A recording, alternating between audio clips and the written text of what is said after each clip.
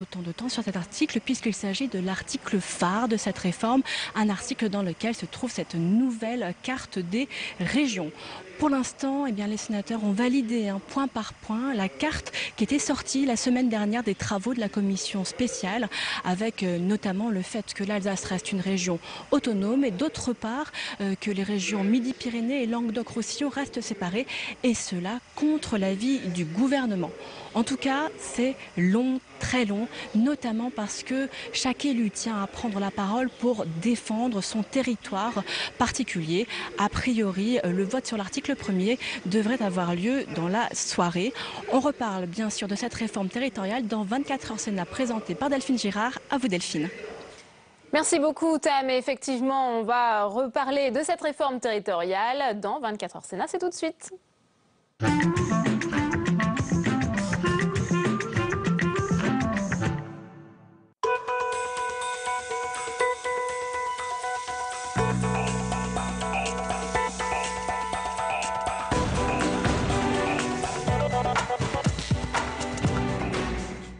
Bonsoir à tous et bienvenue dans cette nouvelle édition de 24 heures Sénat. Voici les titres.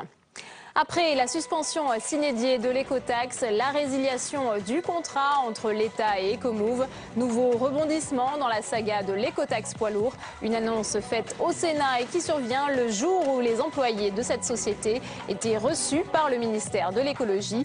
Tous les détails dans un instant.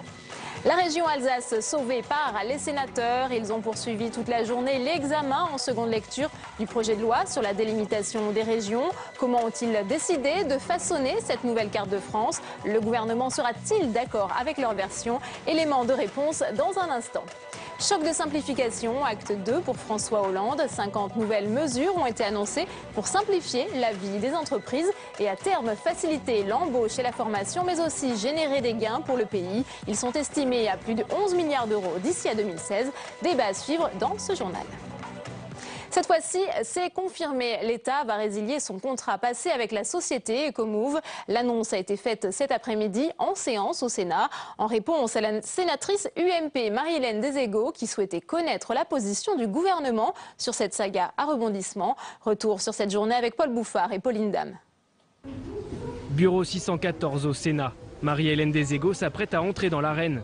Dans quelques minutes, l'ancienne présidente de la commission d'enquête Ecomove interpellera le gouvernement sur la résiliation éventuelle du contrat de l'écotaxe. Je veux éviter que le gouvernement reste dans un flou, que le gouvernement essaie de s'en tirer avec, je dirais, un tour de passe-passe, comme il a fait un peu avec Bruxelles.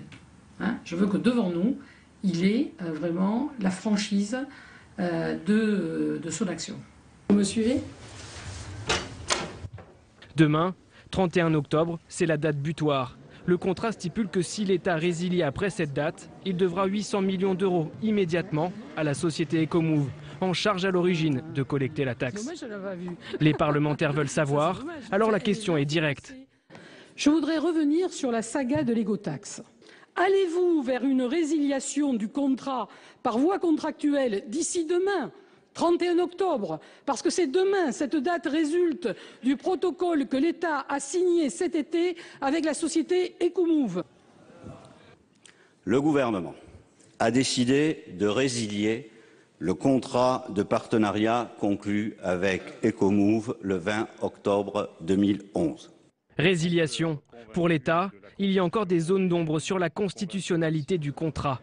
À la sortie, la saga écotaxe est relancée. On avait un cadre aujourd'hui pour le principe de pollueur-payeur sur les routes de France. Ségolène Royal a pris la responsabilité d'arrêter l'ensemble du dispositif. C'est sa responsabilité. Ça coûte probablement plusieurs milliards d'euros à la France. Des risques totalement assumés par la ministre de l'écologie. Et ça va être discuté justement au regard du bien fondé d'un certain nombre de dispositifs du contrat initial. Au moins 800 millions d'euros? Non, pas du tout. Pas du tout, mais ce chiffre a été agité depuis des mois pour empêcher l'État de prendre ses responsabilités. Au même moment, les salariés de la société Ecomove étaient reçus au ministère de l'écologie par un simple conseiller. Ce soir, les 210 employés restent dans l'incertitude. Le Sénat en passe de voter sa carte à 15 régions. Les sénateurs se sont prononcés pour une Alsace indépendante et contre la fusion des régions Midi-Pyrénées et Languedoc-Roussillon. Au terme d'une journée marquée par les tensions, chacun voulant défendre sa vision de la carte parfaite. Sandra Cerquera. Le Sénat sauve l'Alsace, qui reste une région autonome. 220 voix de tous bords politiques se sont prononcées pour, contre 118. La grande région Alsace-Lorraine-Champagne-Ardenne voulue par le gouvernement a été rejetée. Une victoire pour les élus alsaciens. Je souhaite, avec tous mes collègues parlementaires alsaciens, avec les présidents des 2 départements et de la région, que cette démarche puisse continuer à prospérer, à être peut-être un exemple demain pour toute la France, et qu'elle passera la barrière de l'Assemblée. Et là, M. Cazeneuve n'avait pas l'air super ouvert ce matin. Le gouvernement n'a pas hésité à poser des amendements pour refaire la carte du groupe socialiste, mais peut-être l'ampleur du vote, le fait qu'il rassemble des socialistes, des Verts, des radicaux, au-delà de la majorité sénatoriale, le conduira à être plus ouvert sur cette démarche. Autre point de la carte âprement discuté en séance. En ne méprisant pas les territoires et en faisant en sorte de ne pas les planter durablement. La fusion entre le Nord-Pas-de-Calais et la Picardie, maintenue à l'issue d'un vote serré et de discussions passionnées. Pour les sénateurs du Nord, cette fusion est une aberration économique et sociale. Pourquoi? Parce qu'aujourd'hui, d'un premier constat qui était porté par le gouvernement d'une région Nord-Pas-de-Calais dont chacun s'accordait à entendre qu'elle était en capacité, elle avait fait le plus difficile, reconstruire une stratégie d'aménagement du territoire, de développement économique, de grands partenariats transfrontaliers avec nos amis d'Europe du Nord. Tout cela, nous l'avons évoqué, il était partagé ce constat par l'étude d'impact. Tout cela a changé d'un coup de baguette magique. Le Sénat s'est aussi prononcé contre la fusion des régions Languedoc-Roussillon et Midi-Pyrénées et défend donc en seconde lecture la carte à 15 régions, votée en commission spéciale. Et pour parler de cette nouvelle carte des régions, on va tout de suite retrouver Tam Tranui en direct de l'hémicycle du Sénat. Bonsoir Tam. Bonsoir Delphine. Alors on vient de l'entendre, les discussions étaient particulièrement tendues. Quelle a été l'ambiance tout au cours de la journée ? Eh bien écoutez, ce qu'on peut dire, c'est que les débats ont vraiment duré toute cette journée. Cela fait 24 heures que les sénateurs sont sur cet article premier. Alors certes, c'est l'article phare du texte puisqu'il définit la nouvelle carte des régions et que s'y trouve notamment la nouvelle carte dessinée par le Sénat, par la commission spéciale du Sénat la semaine dernière. Mais sachez que même le président de cette fameuse commission spéciale, l'UMP Jean-Jacques Hyest, aujourd'hui a dit mais ça suffit, il faut arrêter de multiplier ainsi toutes les explications de vote, les prises de parole sur chaque amendement, chaque sous-amendement, chaque vote.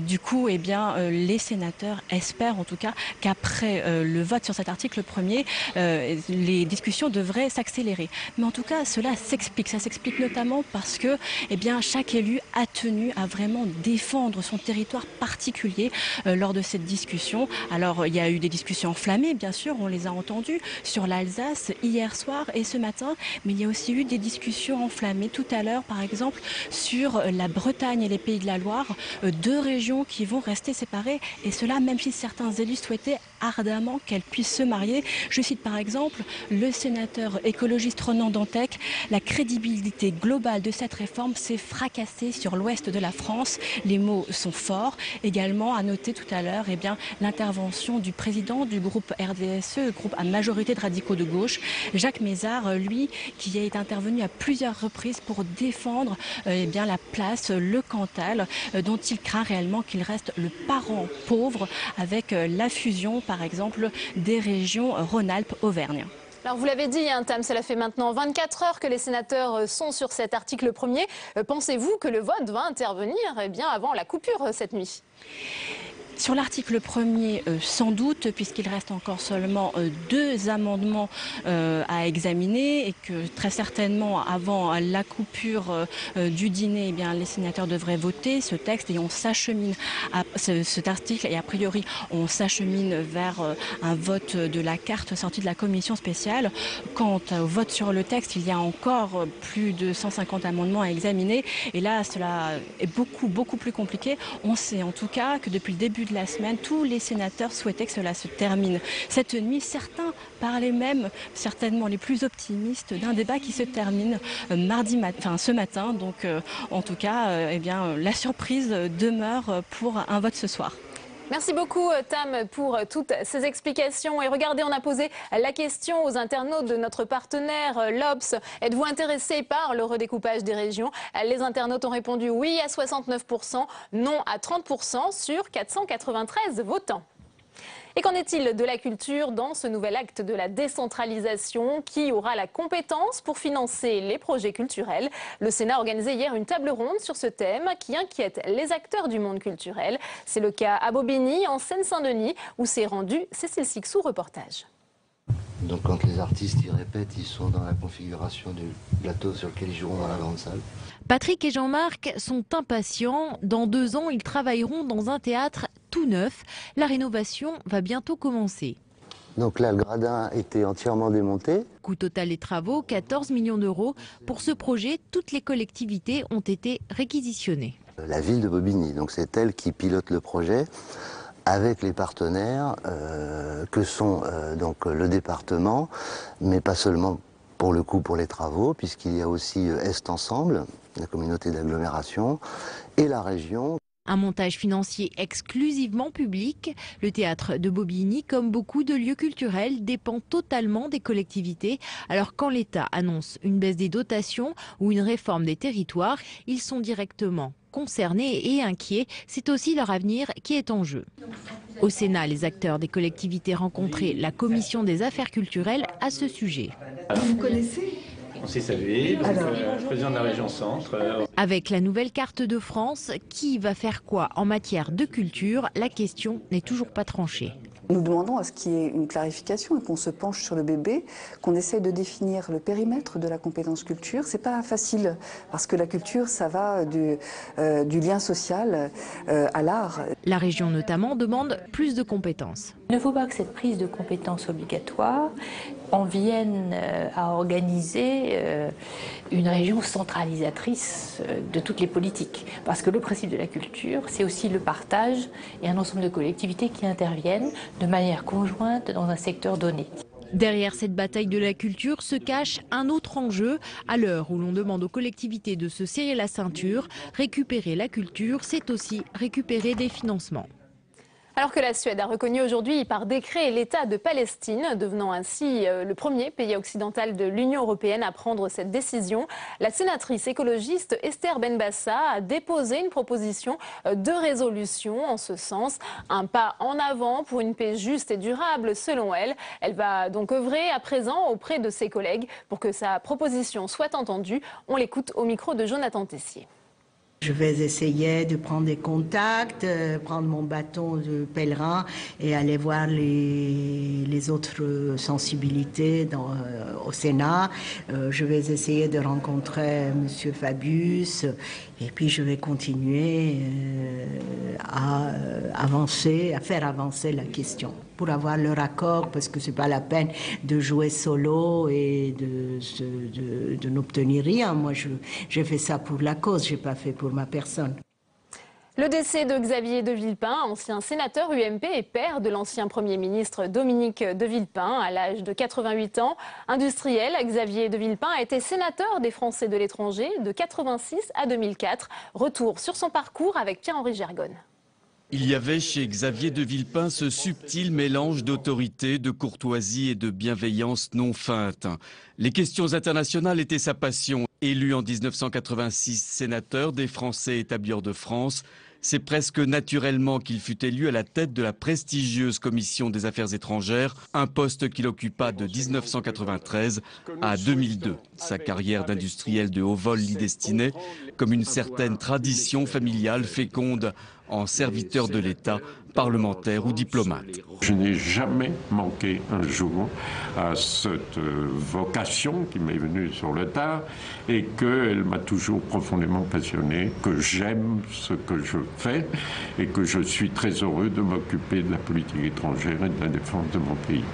C'est en 2002, avec élégance, que le père s'effaçait face à un autre destin, celui de son fils, Dominique, nommé alors ministre des Affaires étrangères. Xavier de Villepin aimait ce Sénat, une affection qu'il souhaitait transmettre au futur Premier ministre. Je souhaite qu'un jour il me remplace au Sénat. C'est un lieu merveilleux. Un lieu où l'on apprend beaucoup parce qu'il il faut savoir écouter tous ceux qui peuvent prétendre à la parole, et y compris les plus modestes. Cette modestie, Xavier de Villepin savait la cultiver auprès de ses collègues sénateurs.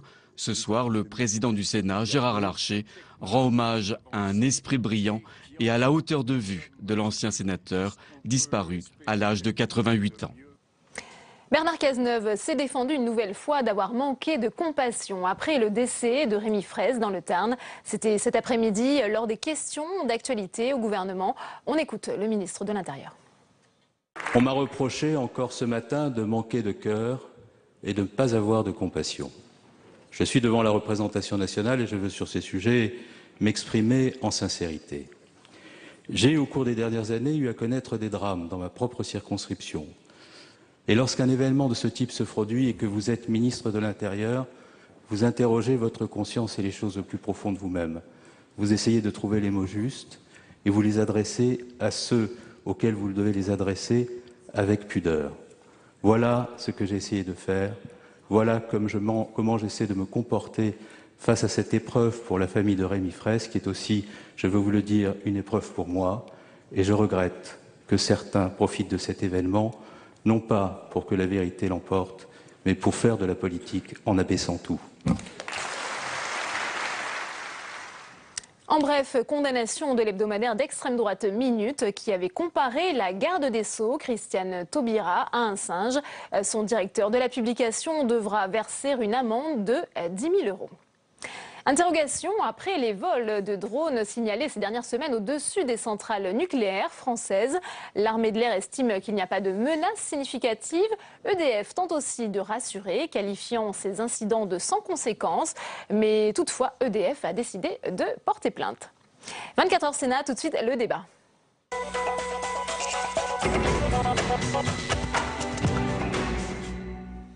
C'est l'acte 2 du choc de simplification voulu par François Hollande pour faciliter la vie des entreprises. 50 nouvelles mesures ont été présentées ce matin. Objectif, favoriser l'embauche et la formation. Le sujet de Quentin Calmet et on en débat après avec nos invités.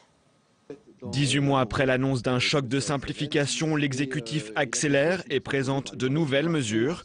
Ambition, alléger les procédures de l'administration et ainsi par exemple relancer la construction et les embauches. Une manière de faire de la croissance, c'est de permettre que des projets qui devaient se faire dans 2 ans puissent se faire tout de suite. Parmi les mesures mises en place, simplifier les démarches pour construire des logements et de grands projets avec une étude d'impact unique. Ainsi, les délais pour obtenir un permis de construire seront réduits. Des délais longs ne sont pas garants d'une bonne concertation. Et que ce n'est pas parce que vous mettez beaucoup de temps à faire un projet que vous concertez bien la population. Je pense qu'il faut changer la façon d'associer le public à des grandes infrastructures, donc changer la nature de l'organisation des enquêtes publiques et on aura moins de protestations après les décisions. Les élus UMP de leur côté avouent leur scepticisme. Le gouvernement s'est trompé déjà avec la loi Allure, qui ne fonctionne pas. On voit bien à quel point les professionnels de l'immobilier sont sinistrés aujourd'hui et que les mises en chantier de logements ont diminué et ne décollent pas à l'heure qu'il est. Néanmoins, quand il s'agit de réduire les délais de construction, les professionnels vont être intéressés, mais les collectivités également. Parmi les autres mesures censées simplifier la vie des entreprises, une déclaration fiscale simplifiée, mais aussi une carte d'identité nationale de l'entreprise permettant une meilleure cohésion des services de l'État et la dématérialisation des formulaires via Internet. Cette simplification devrait permettre de réaliser plus de 11 milliards d'euros d'économies d'ici à 2016. Et on ouvre le débat de ce 24h Sénat consacré à cette nouvelle mise en œuvre de la simplification voulue par le gouvernement avec nos invités ce soir. Catherine Procaccia, bonsoir. Sénatrice UMP du Val-de-Marne, merci d'être avec nous. Avec nous également sur ce plateau, Nicole Bricq, bonsoir, sénatrice socialiste de la Seine-et-Marne, ancienne ministre. Merci d'être avec nous. Alors Catherine Procaccia, vous qui êtes un des rapporteurs d'un texte sur la simplification des entreprises qui va être présenté, examiné au Sénat la semaine prochaine, que pensez-vous de ces nouvelles annonces? Ça va plutôt dans le bon sens, non ? De toute façon, toute annonce de simplification va dans le bon sens. Après, il faut la concrétisation. Moi, je crois à la politique, y compris de petits gestes, pour aboutir à quelque chose. Mais ce sur quoi je tiens aussi beaucoup, c'est lorsque l'on modifie une norme ou quand on en introduit une autre, d'en supprimer une autre. Parce qu'on a tous parlementaires, je n'ai jamais été ministre, mais ministre et l'administration, la tendance à vouloir, pour préciser des choses qu'on a voulu simplifier, les compliquer davantage.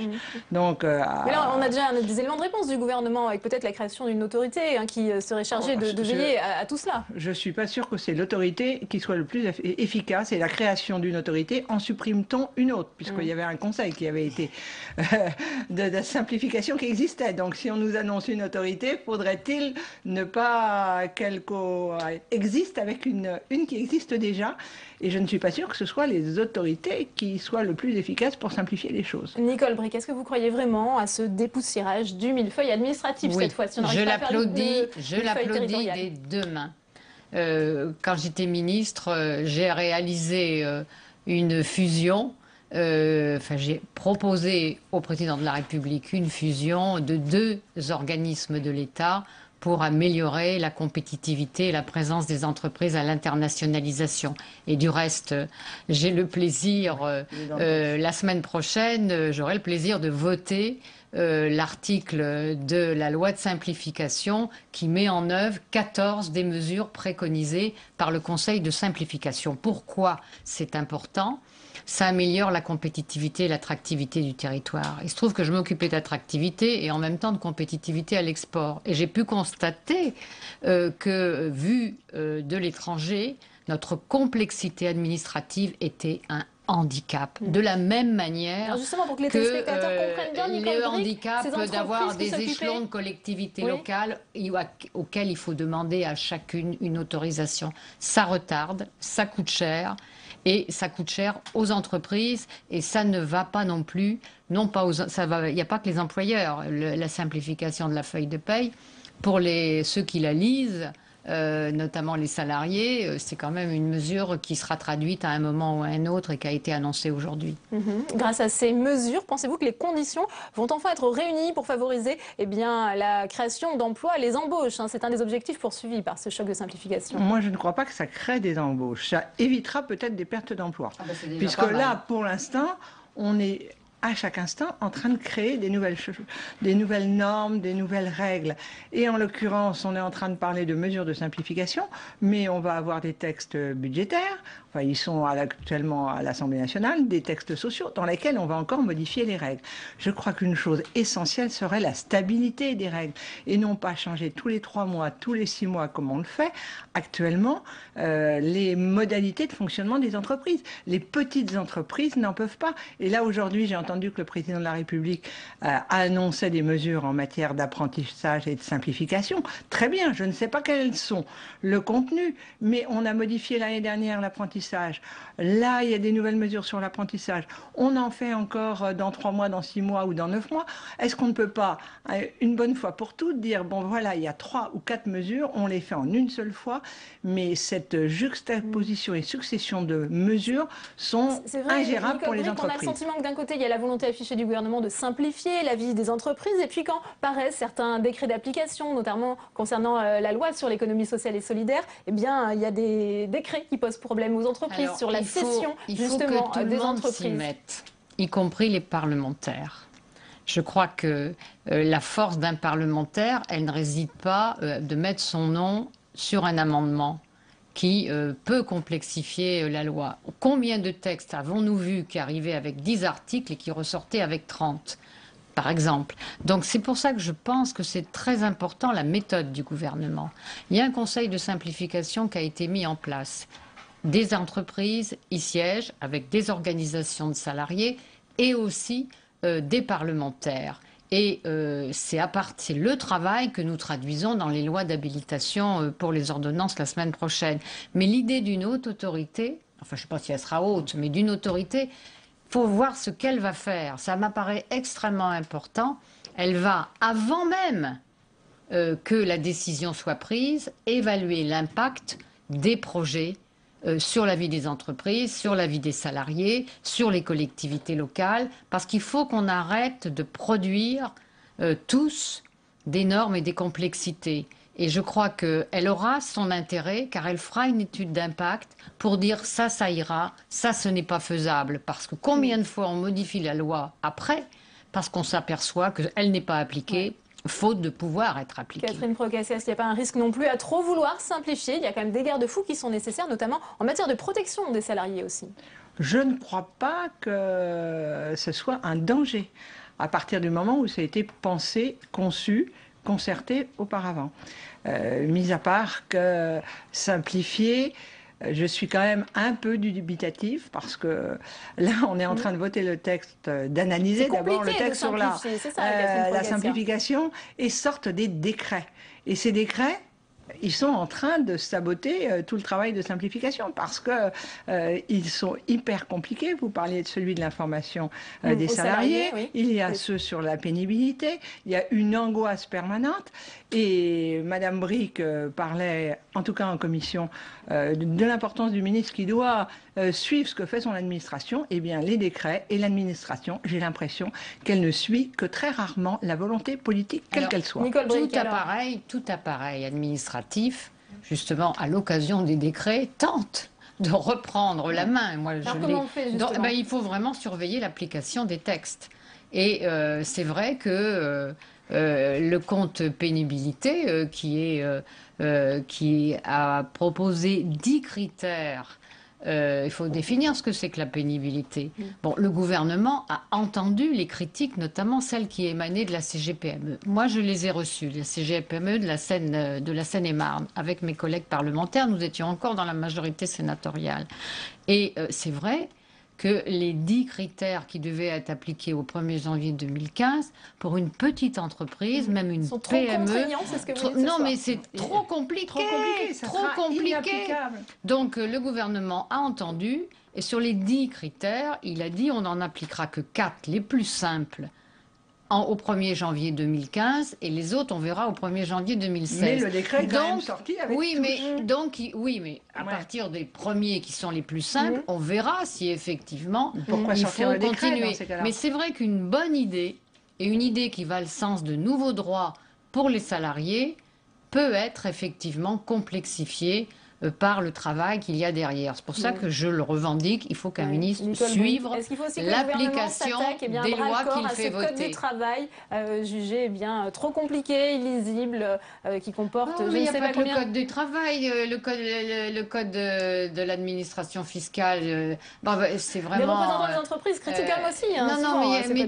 Mais tout le monde y met la main. Tout le monde y met la main parce qu'on veut faire passer... Chacun réclame quelque chose d'autre. Et donc, il faut avoir le sens de l'intérêt général. Je sais que c'est pas facile, mais je crois que non seulement le gouvernement a la volonté, mais il se donne les moyens d'y arriver. Alors, je ne sais pas si ce sera un choc, mais moi, je suis un peu d'accord avec Mme Procaccia. Il faut quelquefois plusieurs petits clics, comme dit le ministre de la Simplification. Puis il y a un signe très important, c'est que sa charge est interministérielle. C'est directement placé auprès du Premier ministre. Donc ça change quand même la force des décisions qui seront prises. Moi, je me demande quand même les 11 milliards avec les mesures qui ont été annoncées, où est-ce qu'on est allé les chercher? Non, ce qu'on sait en revanche, c'est que les premières mesures de simplification ont produit 2,4 milliards.